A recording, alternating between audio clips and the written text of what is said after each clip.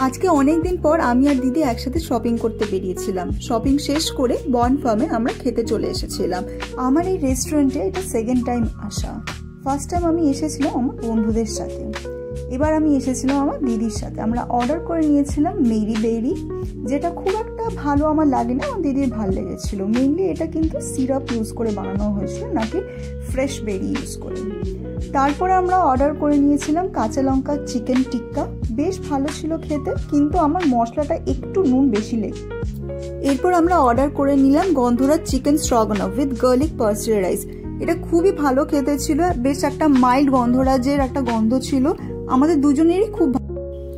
এই রেস্টুরেন্টটা কিন্তু ফেমাস ওদের ফিউশন ডিশের জন্য, যদিও আমরা ফিউশন ডিশ এবার ট্রাই করিনি, আগের বার করেছিলাম, ভালোই লেগেছিল। তোমরা একবার এখানে আসতেই পারো। আর এরকম সুন্দর সুন্দর কন্টেন্ট দেখার জন্য আমাদেরকে সাবস্ক্রাইব করে দিও।